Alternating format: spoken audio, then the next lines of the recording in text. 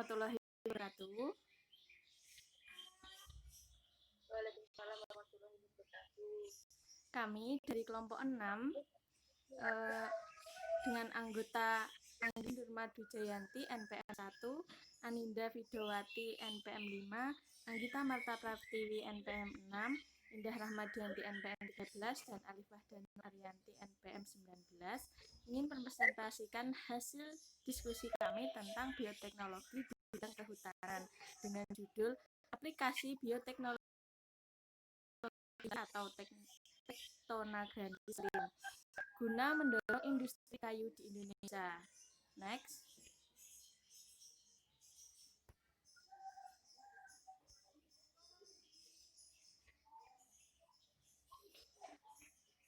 Abstrak.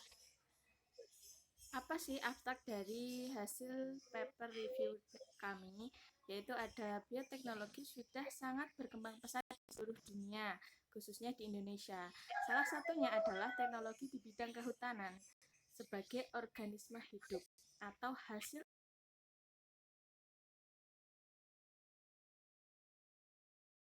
untuk mengatasi suatu masalah. Tanaman jati merupakan tanaman yang memiliki kayu yang kuat dan banyak manfaat di bidang industri. Dengan adanya bioteknologi, maka diharapkan bisa meningkatkan produksi kayu jati di Indonesia supaya bisa menghasilkan kayu-kayu yang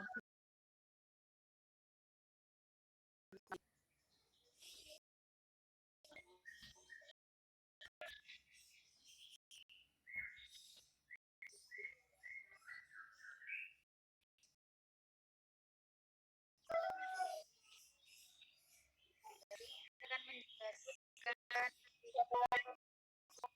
pendahuluan ini. Bioteknologi merupakan upaya penggunaan organisme hidup atau hasil aktivitas dari organisme hidup untuk dimanfaatkan dalam penghasilan produk maupun untuk mengatasi suatu masalah. Produksi kayu jati dari perhutani setiap tahun belum mencakupi kebutuhan pasar yang disebabkan karena produktivitas tanaman jati secara umum masih relatif rendah. Penggunaan berbagai teknologi untuk identifikasi adalah pilihan atas bahan yang diuji dan ketersediaan teknologinya.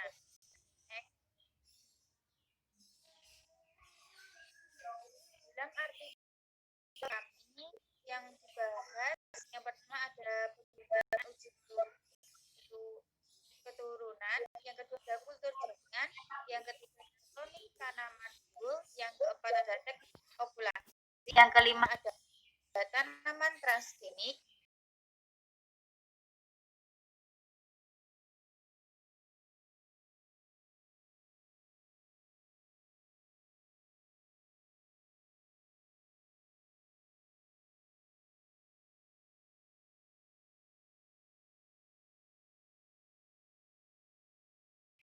yang kedelapan teknologi lainnya, yang 11 estimasi umum dengan biomasa.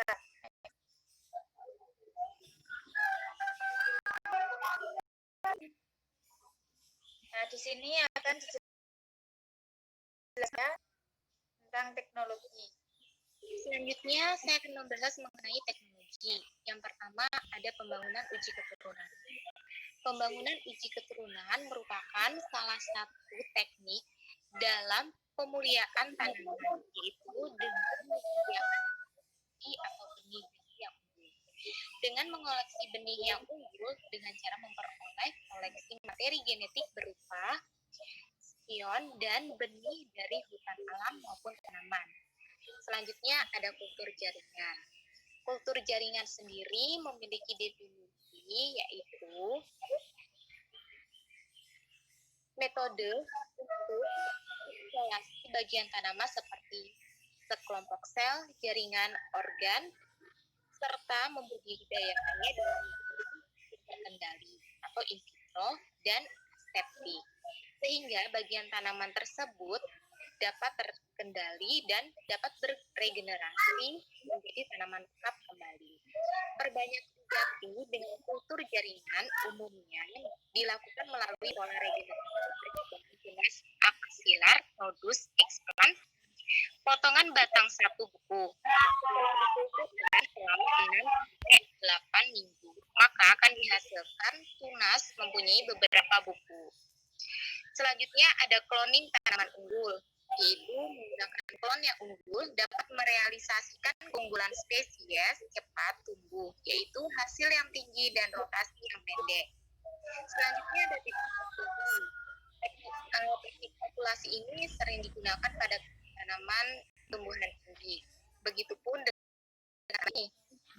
Kegiatan yang dilakukan antara lain penelitian uji klon dan uji keturunan jati, pembangunan kebun, benih semai, kebun benih klon, dan kebun tangkas.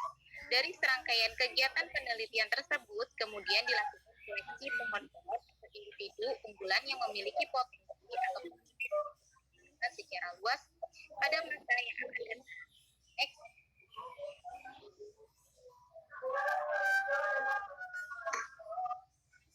Selanjutnya akan dijelaskan oleh saya.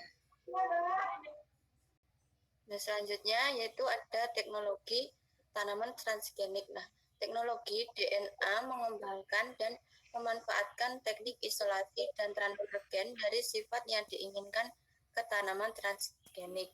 Selanjutnya ada penanda genetik, yaitu penggunaan penanda genetik dimulai dengan mengambil protein atau bahan kimia untuk penanda biokimia atau DNA dan penanda molekuler serta jaringan tanaman. Selanjutnya ada variabilitas genetik. Nah, variabilitas genetik, kemajuan genetik dan pola klaster merupakan modal dasar dalam pemuliaan pohon karena melalui variabilitas genetik peluang untuk memperoleh karakter unggul akan semakin tinggi. Selanjutnya ada teknologi agroforestry. Agroforestry merupakan sebuah sistem kombinasi pola tanam antara tanaman kehutanan dengan tanaman pertanian dengan tujuan untuk pelestarian manfaat ekonomi, ekologi, dan sosial. Demikian pula adanya perbedaan perlakuan budidaya antara pola tanam agroforestry dan monokultur. Selanjutnya,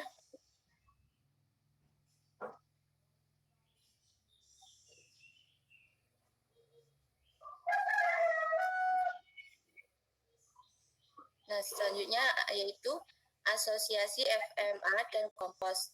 Asosiasi FMA dengan akar tanaman memperluas permukaan akar sehingga meningkatkan penyerapan air dan unsur hara. Aplikasi kompos juga meningkatkan porositas tanah sehingga mendukung pertumbuhan tanaman dan perkembangan FMA. Selanjutnya ada sistem regenerasi. Sistem regenerasi jati dan mengurangi masa rotasi dengan memanfaatkan dua teknik penanaman dan regenerasi jati. Yang terakhir yaitu estimasi umum dengan biomasa. Untuk memperkirakan biomasa di atas dan di bawah tanah pada jati atau teknis dengan mengembangkan hubungan alometrik umum antara parameter ukuran pohon yaitu diameter dan tinggi batang dan biomasa pohon yaitu daun, batang, dan akar. Selanjutnya akan dijelaskan oleh teman saya. Nah, kesimpulan dari jurnal kami yaitu produksi kayu jati dari perhutanan di setiap tahun belum mencukupi kebutuhan pasar yang disebabkan karena produktivitas hutan tanaman jati secara umum masih relatif rendah. Maka diperlukan teknologi atau bioteknologi untuk memenuhi kebutuhan akan pohon jati di Indonesia. Jadi maksudnya itu di Indonesia itu secara umumnya tanaman jati itu masih relatif rendah. Jadi melalui bioteknologi ini diharapkan maupun untuk mengatasi suatu masalah di bidang kehutanan, khususnya pada tanaman jati. Nah, oke, sekian dari presentasi kelompok kami. Apabila ada kesalahan, kami mohon maaf. Wassalamualaikum warahmatullahi wabarakatuh. Waalaikumsalam.